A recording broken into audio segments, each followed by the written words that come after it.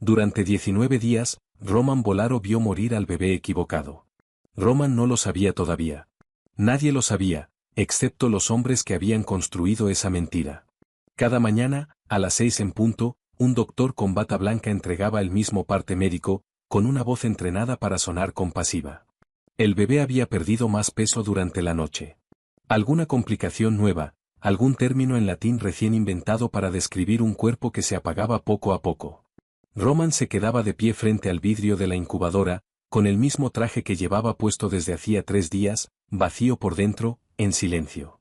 El hombre más temido de Chicago, reducido a un padre que no podía arreglar nada ni con dinero ni con miedo.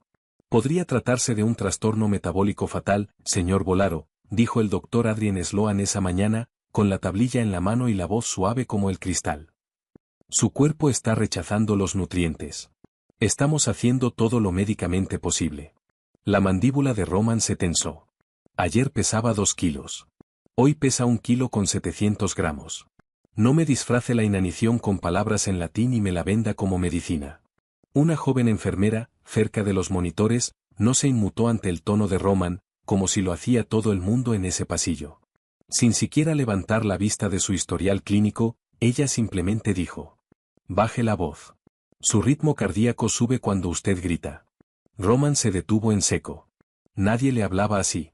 Ni sus capitanes, ni sus abogados, y mucho menos el personal del hospital, que sabía perfectamente quién firmaba los cheques que financiaban toda esa ala privada. Roman la miró de verdad por primera vez. Elena Cross, enfermera de la unidad neonatal, 29 años, la única persona en ese hospital que parecía más concentrada en el bebé que en él. Ninguno de los dos sabía todavía que el siguiente turno de Elena revelaría algo mucho peor que cualquier enfermedad. La huella del pie del bebé no coincidía con su expediente de nacimiento. Vamos a la historia. Capítulo 1. El ataque. 19 días atrás, el ataque llegó sin aviso. Como siempre ocurría en el mundo de Roman. Una bomba colocada en un auto, dirigida a la caravana de Roman. Programada para explotar justo en un semáforo donde Roman se había detenido 10.000 veces antes, sin ningún incidente. En una calle que Roman consideraba tan segura como la sala de su propia casa. Lucía iba en el auto con él, embarazada de 8 meses, riéndose de algo en su teléfono medio segundo antes de que la explosión arrancara el parabrisas, la puerta, y todo aquello sobre lo cual Roman había construido su vida. Roman sobrevivió. El ángulo de la explosión lo lanzó lejos, salvado por un accidente de la física que Roman pasaría el resto de su vida tratando de entender. Lucía no sobrevivió. Los paramédicos le practicaron una cesárea de emergencia ahí mismo, desesperados por salvar a la criatura, mientras perdían a la madre sobre el pavimento, junto al auto volcado. Cuando Roman recuperó la conciencia en su propia cama de hospital, con 3 costillas rotas y un pulmón contusionado, los doctores le dijeron que su hijo había sobrevivido. Prematuro, frágil, con apenas 2 kilos de peso, pero vivo. Roman lo llamó Nico. Lucía había elegido ese nombre meses antes, un tranquilo domingo por la mañana, ya completamente segura, ya completamente enamorada de un niño al que jamás llegaría a cargar en sus brazos, tarareándole nanas a medio formar a su propio vientre, mientras Roman la observaba desde la puerta, sintiéndose por primera vez en su vida adulta algo distinto a un arma. Roman cerró toda el ala privada del Hospital St. Andrews esa misma semana. Compró con una sola llamada telefónica y una suma obscena de dinero el traslado de todos los demás pacientes. Colocó hombres armados en cada entrada, cada escalera, cada elevador, convencido de que quien había puesto esa bomba volvería a terminar lo que había empezado. Nada de eso impidió que su hijo siguiera perdiendo peso, día tras día. Sin importar lo que los doctores intentaran, sin importar cuánto dinero cambiara de manos, sin importar cuántos especialistas volaran desde 3 países distintos, nada de eso le dijo a Roman que el bebé detrás de ese vidrio no era su hijo. Capítulo 2. El primo doliente. Vittorio Bolaro visitaba el hospital todos los días, siempre a la misma hora, siempre con la misma expresión cuidadosamente compuesta de un hombre que cargaba un duelo que no sabía cómo nombrar. La familia te necesita fuerte, Roman, dijo Vittorio una tarde, con la mano en el hombro de Roman, mientras ambos miraban la incubadora a través del vidrio. Pase lo que pase con el niño, los capitanes necesitan verte de pie. Ya están haciendo preguntas. Mi hijo se está muriendo, Vittorio, dijo Roman, con la voz hueca. No tengo espacio ahora mismo para preocuparme por lo que piensen los capitanes. Lo sé, dijo Vittorio, suavizando la voz hasta sonar, para cualquiera que escuchara, como genuina compasión. Solo no quiero perderlos a los dos. A Lucía ya la perdimos. Ahora tal vez a él también. Apretó el hombro de Roman una vez más. Tú eres toda la familia que me queda a mí también. Roman asintió, exhausto, agradecido en ese momento por tener un primo que parecía entender exactamente lo que necesitaba escuchar. Roman todavía no tenía ninguna razón para notar lo cuidadosamente calculadas que eran las visitas de Vittorio, siempre justo después de una nueva complicación anunciada por el doctor Sloan, siempre colocadas para reforzar exactamente cuán desesperanzadora se había vuelto la situación. Capítulo 3. La huella. Elena había trabajado en la unidad neonatal durante 6 años. Conocía a los bebés prematuros como la mayoría de las personas conocen su propio reflejo. Sabía cómo se curvaban sus pequeños puños durante la alimentación.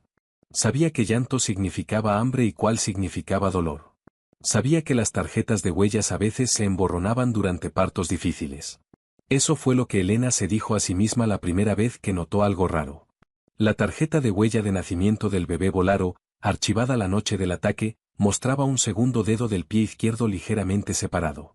Algo bastante común, normalmente por la posición dentro del vientre. El bebé que ahora estaba en la incubadora no tenía esa marca. Diferencias de presión, murmuró Elena para sí misma, revisando 2 veces, pasando el pulgar sobre el patrón de tinta como si eso pudiera convertirlo en algo menos alarmante bajo una mirada más cercana. La tinta se corre. Pasa más seguido de lo que la gente cree. Pero más detalles siguieron apareciendo durante los 2 turnos siguientes. Detalles lo bastante pequeños como para descartarlos uno por uno, pero imposibles de ignorar juntos, una vez que Elena empezó a buscarlos de verdad en lugar de apartar la mirada.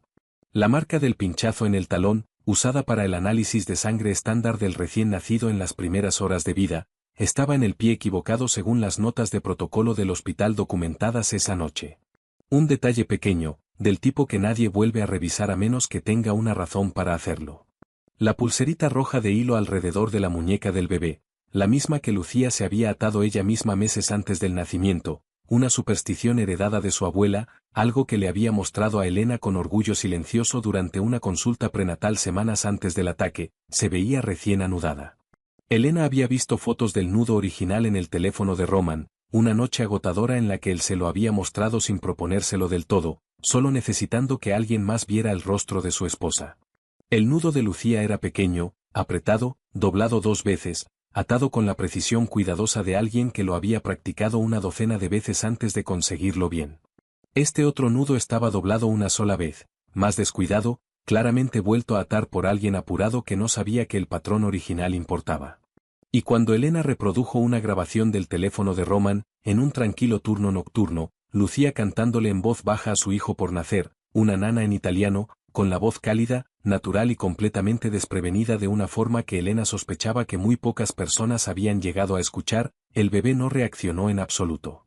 Ningún cambio en el ritmo cardíaco del monitor, ningún movimiento de los dedos, nada. Los recién nacidos reconocen la voz de su madre a los pocos días de nacer, incluso a través de grabaciones, incluso los prematuros cuyos otros sentidos aún se están desarrollando. Este bebé no mostró absolutamente nada, ni siquiera el más leve sobresalto que la mayoría de los bebés muestran ante cualquier sonido nuevo. Elena se quedó muy quieta bajo la tenue luz de la unidad neonatal, el pulso acelerándose cada vez más, mientras las piezas se negaban a acomodarse en cualquier otra conclusión que no fuera la única a la que Elena no quería llegar. Algo ahí no era medicina. Era una mentira disfrazada con la bata de la medicina, tan cuidadosamente disfrazada que todo el mundo en ese hospital la había pasado por alto durante 19 días seguidos. Capítulo 4. Los 14 minutos que faltan. Elena revisó las grabaciones de seguridad del hospital correspondientes a la noche del ataque, con la excusa de estar revisando los registros de calibración de las incubadoras, el corazón latiéndole con fuerza cada vez que un guardia miraba en su dirección. 14 minutos de grabación de la cámara del pasillo de traslado neonatal de esa noche simplemente habían desaparecido. No estaban dañados, no estaban corruptos, habían sido borrados limpiamente por alguien con acceso real. Los registros de traslado mostraban 2 unidades de transporte neonatal distintas usadas esa noche, aunque el papeleo oficial solo daba cuenta de una. Elena se quedó con ese dato hasta que sus manos dejaron de temblar lo suficiente como para poder escribir. Un bebé no desaparece a lo largo de 19 días. Un bebé desaparece en 14 minutos. Capítulo 5. La enfermedad mortal. El diagnóstico del Dr. Sloan cambiaba cada semana. Primero un trastorno metabólico, luego un síndrome de malabsorción, luego una vaga crisis genética que requería más pruebas, más tiempo, más excusas. Elena comparó cada explicación con el historial real del bebé. Nada coincidía. No porque el bebé no estuviera enfermo. Claramente lo estaba, con una pérdida de peso que sugería un verdadero deterioro fisiológico. Pero sus síntomas específicos no coincidían con nada del expediente de nacimiento original de Nico Bolaro. Marcadores de tipo de sangre distintos, puntuaciones de Apgar distintas al nacer, un soplo cardíaco congénito que jamás había sido documentado en el historial original de Nico. Esto no era un doctor que fallaba en diagnosticar al paciente correcto. Esto era un doctor escribiendo la historia equivocada sobre el niño equivocado, y haciéndolo con muchísimo cuidado. Capítulo 6. El ala de aislamiento. A las 2:40 de la madrugada, Elena bajó por la escalera trasera hacia la vieja ala de aislamiento neonatal del hospital. Un ala cerrada por renovación 2 años atrás, oficialmente vacía, técnicamente fuera del alcance de cualquiera sin autorización especial, autorización que Elena no tenía. Un guardia detuvo a Elena cerca de la puerta de la escalera. Uno de los hombres de Roman, desconocido para ella, con la mirada desconfiada bajo la tenue luz de emergencia. Almacenamiento de equipo de calibración, dijo Elena, mostrando un formulario de requisición de suministros que había falsificado 20 minutos antes en la estación de enfermería, con la voz firme a pesar de su corazón acelerado. No tardo ni 5 minutos. Necesito los registros de temperatura antiguos para una auditoría de cumplimiento. El guardia la observó un largo momento, sin convencerse del todo, pero sin ganas de discutir con el personal del hospital por lo que sonaba como papeleo tedioso. La dejó pasar con una mirada de advertencia que le decía que no se demorara. El ala del otro lado de la puerta estaba en penumbras, casi sin uso. Una fina capa de polvo cubría los carritos de equipo que nadie había tocado en meses. Las luces fluorescentes parpadeaban en el techo, la mitad de ellas fundidas y nunca reemplazadas. Pero un cuarto al fondo, escondido detrás de un armario de suministros marcado para demolición, tenía las luces encendidas por dentro, y el zumbido débil de equipo de monitoreo se filtraba por debajo de la puerta. El pulso de Elena se disparó. Elena empujó la puerta despacio, con cuidado de que no crujiera. Adentro había una pequeña incubadora, con monitores emitiendo un pitido constante y saludable. Una placa con el nombre decía bebé varón, Dow, paciente de traslado, exceso de capacidad de St. Andrews, colgada de forma torcida en el frente. El tipo de nombre genérico que se usa para pacientes no identificados. Dentro de la incubadora había un bebé frágil, con bajo peso, claramente prematuro, pero respirando de forma constante por sí mismo, con el ritmo cardíaco fuerte incluso en el monitor a su lado, nada parecido a los números que empeoraban hora tras hora arriba. Y alrededor de su diminuta muñeca, una pulsera de hilo rojo atada 2 veces, doblada exactamente como Lucía la había atado meses antes de morir, el mismo doble nudo cuidadoso que Elena había estudiado en aquella foto del teléfono una y otra vez durante los últimos 2 días. Elena sacó su propio teléfono con las manos temblorosas, abrió la foto de la tarjeta de huella que había tomado esa semana, y presionó suavemente una tarjeta en blanco contra el pie del bebé dormido. El dedo separado coincidía perfectamente. Una coincidencia exacta e inconfundible. Elena buscó la grabación de la nana que había guardado del teléfono de Roman días antes, la copia que había hecho exactamente para este momento sin admitirse del todo por qué, y la reprodujo bajito, apenas un susurro. Los dedos del bebé se movieron casi de inmediato. Su ritmo cardíaco se suavizó en el monitor, bajó, se calmó en algo más sereno. La respuesta fisiológica exacta de un bebé que reconoce algo profundamente familiar y seguro. A Elena se le cerró la garganta de golpe, con lágrimas que le picaron los ojos sin esperarlo. Este era Nico Bolaro. Elena estaba segura de eso de una forma que iba más allá de cualquier prueba que hubiera reunido. Algún instinto construido a lo largo de 6 años sabiendo exactamente qué bebé pertenecía a qué madre. Sin necesidad de ningún papeleo. En ese momento, Elena escuchó voces acercándose desde el fondo del pasillo. Bajas, sin prisa, pero definitivamente dirigiéndose hacia allí. Reconoció una de inmediato. El Dr. Sloan.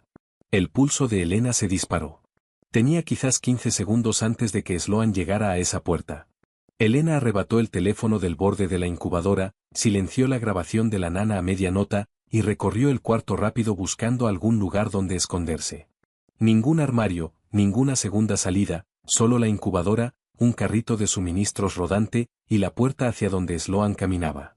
Elena agarró el carrito de suministros, se colocó detrás como si estuviera a mitad de un inventario, y forzó su respiración a calmarse mientras la manija de la puerta giraba. Sloan entró a medias en el cuarto, con el teléfono pegado a la oreja, en medio de una conversación con alguien que Elena no pudo identificar. No, los niveles están estables. Lo revisé hace una hora. Nadie ha bajado aquí. Te dije que está bien. Los ojos de Sloan recorrieron el cuarto. Elena mantuvo la cabeza baja sobre el carrito, fingiendo anotar números de inventario en una tablilla que había agarrado del estante de arriba, rogando que la luz tenue y su espalda dieran vuelta fueran suficientes. Por un segundo insoportable, la mirada de Sloan se quedó sobre la espalda de Elena. Luego la conversación telefónica volvió a distraerlo, y Sloan dio un paso atrás, cerrando la puerta casi por completo detrás de él, sus pasos alejándose por el pasillo. Elena no se movió durante casi un minuto entero, esperando hasta que la voz de Sloan desapareciera por completo antes de dejarse respirar con normalidad otra vez. Elena acomodó la pequeña cortina de privacidad de la incubadora en su lugar, guardó el teléfono en el bolsillo del uniforme, y salió del cuarto con las piernas apenas sosteniéndola, caminando por ese pasillo oscuro a un ritmo agonizantemente lento, cada nervio de su cuerpo gritándole que corriera. Elena llegó al elevador antes de que sus manos empezaran a temblar sin control, antes de que todo el peso de lo que acababa de descubrir, y de lo cerca que había estado de ser descubierta descubriéndolo, cayera sobre ella de golpe. Capítulo 7. Contarle a Roman. Elena encontró a Roman en la sala privada de espera familiar, una hora después. Roman estaba exhausto, furioso de esa manera silenciosa que hacía que hombres adultos evitaran su mirada. Elena puso la tarjeta de huella sobre la mesa entre ambos, sin decir una palabra. No tengo tiempo para papeles, enfermera, dijo Roman, con la voz en carne viva. Mi hijo se está muriendo. Eso es justo lo que intento decirle, dijo Elena, manteniendo la voz firme a pesar de su pulso acelerado. El bebé que se está muriendo en ese cuarto no es su hijo. Roman se quedó completamente inmóvil. Repita eso. La huella no coincide. El pinchazo del talón está en el pie equivocado. La pulsera fue vuelta a atar. No responde en absoluto a la voz de Lucía. Y encontré a su verdadero hijo hace 20 minutos, en la vieja ala de aislamiento, con la pulsera original puesta, respondiendo perfectamente a su nana. El rostro de Roman pasó por la incredulidad, la furia, y algo cercano al colapso total, todo en el espacio de 5 segundos. Está mintiendo. Ojalá lo estuviera. Roman se puso de pie tan rápido que la silla se arrastró violentamente hacia atrás. Voy a destrozar este hospital piso por piso. Si se mueve ahora mismo, dijo Elena con firmeza, colocándose directamente en su camino, lo van a trasladar antes de que usted llegue al elevador. Roman se quedó paralizado. ¿Quién?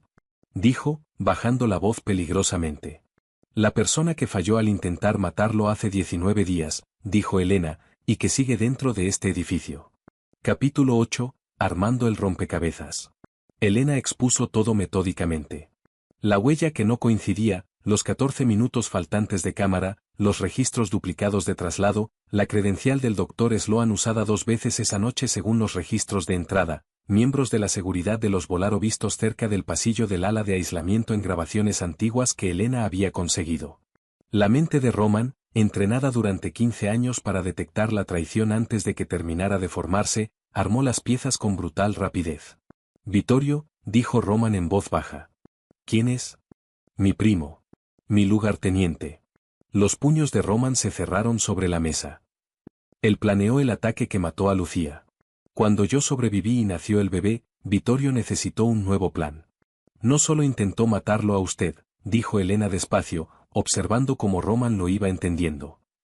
Vittorio mantuvo vivo su duelo el tiempo suficiente para usarlo en su contra. Roman cerró los ojos por un largo momento. Entonces no le voy a dar el duelo que planeó para mí.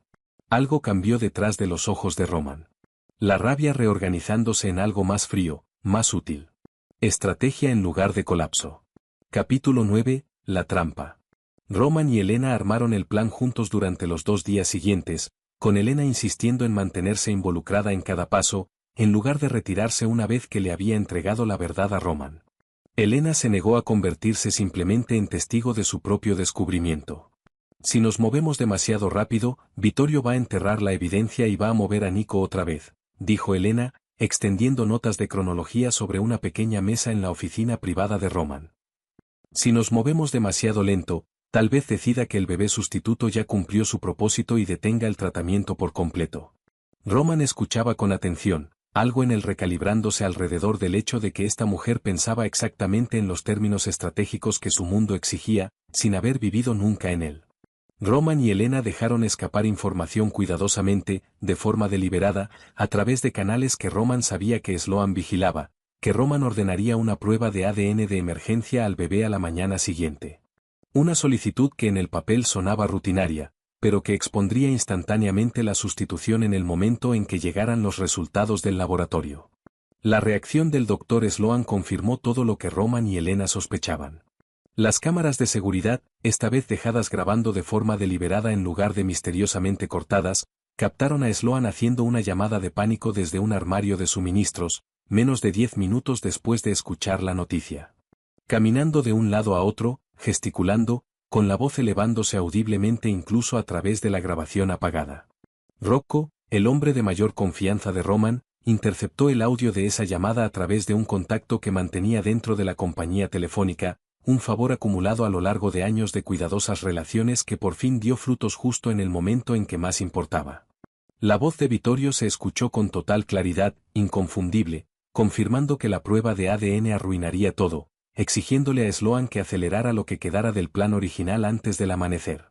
Los 12 capitanes de Roman fueron convocados al hospital la mañana siguiente, con el pretexto de un consejo familiar urgente, una verdadera tradición de décadas de los Volaro, convocada únicamente en crisis reales, algo que Vittorio jamás sospecharía que en realidad se estaba organizando específicamente para exponerlo. La condición del bebé falso fue reportada deliberadamente como crítica durante la noche, dándole a Vittorio exactamente el final que él creía haber orquestado. Nico, mientras tanto, se mantuvo a salvo bajo la vigilancia personal directa de Elena, en un cuarto que nadie fuera del círculo más cercano de Roman sabía que existía, custodiado por 3 hombres que no le respondían a nadie más que a Roman mismo. Capítulo 10. 2 incubadoras. La sala privada de espera se llenó de capitanes Volaro la mañana siguiente. 12 hombres que conocían a Roman desde hacía décadas. La tensión era tan densa en el aire reciclado del hospital que casi se podía masticar. Vittorio llegó compuesto, apropiadamente sombrío, vestido de gris oscuro, exactamente como corresponde a un hombre de luto junto a su primo, interpretando el papel como si lo hubiera ensayado cuidadosamente frente a un espejo. Un hombre que no puede proteger a su esposa ni a su hijo, dijo Vittorio en voz baja a la sala, con el tono justo para que cada capitán lo escuchara con claridad. No puede proteger a una familia. Lo digo con cariño, Roman, pero alguien tiene que hacerlo. Algunos capitanes se removieron incómodos en sus asientos. Nadie le llevó la contraria abiertamente, aunque varios intercambiaron miradas inquietas. Roman no dijo nada. Dejó que el silencio se extendiera. Dejó que cada hombre en esa sala absorbiera exactamente cuán débil Vittorio lo creía, exactamente con cuánta confianza su primo se había posicionado como la alternativa razonable. Entonces Roman miró hacia la puerta. La puerta se abrió. Elena entró primero, firme, compuesta, vestida con un uniforme limpio, con la misma autoridad tranquila que había usado para detener a Roman en seco el primer día. Detrás de Elena, 2 ordenanzas del hospital empujaban 2 incubadoras neonatals, una al lado de la otra, con los monitores emitiendo pitidos suaves, las líneas intravenosas balanceándose con el movimiento. La sala quedó completa, absolutamente en silencio. Varios capitanes se pusieron de pie sin darse cuenta de que lo habían hecho. En la primera incubadora estaba el bebé al que todos habían llamado Nico Volaro durante 19 agonizantes días. Todavía frágil, pero ya estable, finalmente recibiendo un tratamiento que coincidía con su condición real, en lugar de un diagnóstico fabricado diseñado para mantener a Roman exactamente donde Vittorio lo necesitaba, destrozado, distraído y de luto. En la segunda incubadora, un bebé con una pequeña pulsera de hilo rojo atada 2 veces alrededor de su muñeca diminuta. Elena colocó las tarjetas de huellas sobre la mesa entre las 2 incubadoras, junto con una carpeta con los registros de traslado y la marca de tiempo de los 14 minutos faltantes, impresa con claridad en la parte superior de la página. A este niño, dijo Elena, señalando la primera incubadora, con la voz llegando con claridad a toda la sala en silencio, lo usaron para vender una mentira. Su nombre nunca fue Nico Bolaro. Es un paciente real, verdaderamente enfermo, y merecía mejores cuidados que ser usado como arma de alguien más. Elena se giró hacia la segunda incubadora. ¿Y este niño si es Nico Bolaro? Roman cruzó la sala despacio, con la mano temblando visiblemente por primera vez frente a sus propios hombres, y llegó hasta la segunda incubadora como un hombre que se acerca a algo que teme que desaparezca si se mueve demasiado rápido. Rocco, de pie cerca de la puerta, reprodujo la nana de Lucía suavemente desde el altavoz de un teléfono. Los dedos del bebé se movieron, curvándose con suavidad. Su respiración se calmó en algo más estable, más sereno. La compostura de Roman, sostenida durante 15 años de violencia, asesinatos y control absoluto, finalmente se quebró por completo frente a 12 de sus hombres más leales. No en debilidad, sino en algo que ninguno de ellos había visto jamás cruzar el rostro de su líder en todos los años que lo habían seguido. Amor real, indefenso, sin protección. Capítulo 11. Cae la máscara de Vittorio. Esto es absurdo, dijo Vittorio, con la voz elevándose bruscamente, la primera grieta real en su compostura asomando. Esta enfermera claramente está confundida, o le pagaron, o está trabajando con alguien que quiere desestabilizar a esta familia justo cuando más necesitamos estabilidad. Rocco, dijo Roman en voz baja, sin siquiera mirar a su primo. Rocco puso un teléfono sobre la mesa y presionó reproducir. El pequeño altavoz se convirtió de pronto en lo más ruidoso de la sala. La propia voz de Vittorio llenó el silencio, grabada de la llamada de pánico que Sloan había hecho menos de 48 horas antes, cada palabra cristalina. El verdadero se va antes del amanecer. El sustituto muere como Nico. Roman se derrumba.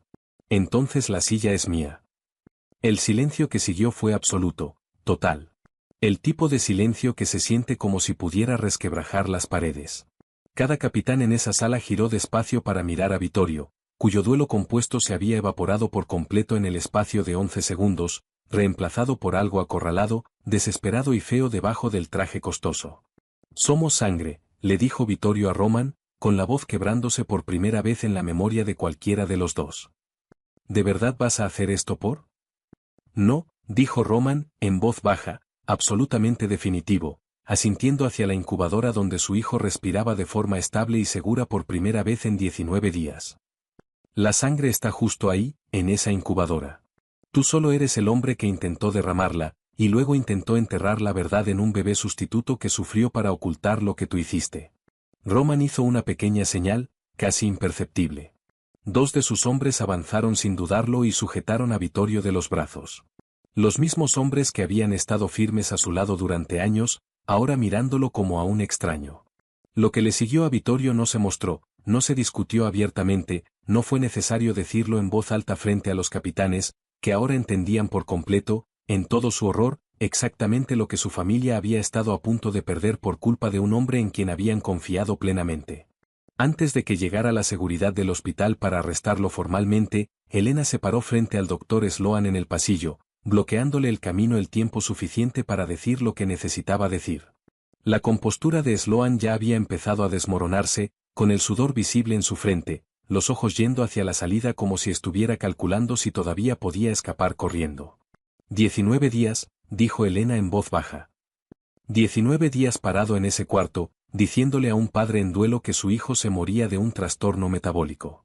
Cambiaba el diagnóstico cada semana. Malabsorción, crisis genética, lo que fuera necesario para mantener viva la historia hasta que el plan de Vittorio terminara. Yo era un doctor haciendo su trabajo, dijo Sloan, con la voz débil, sin convencerse ni a sí mismo. No, dijo Elena. Usted no estaba tratando una enfermedad. Usted estaba sosteniendo una mentira, y dejó que un bebé de verdad enfermo sufriera como accesorio de esa mentira, mientras un bebé real permanecía escondido al final del pasillo sin el monitoreo adecuado durante 2 semanas y media. Sloan ya no tuvo nada que responder a eso. Fue el primero en apartar la mirada.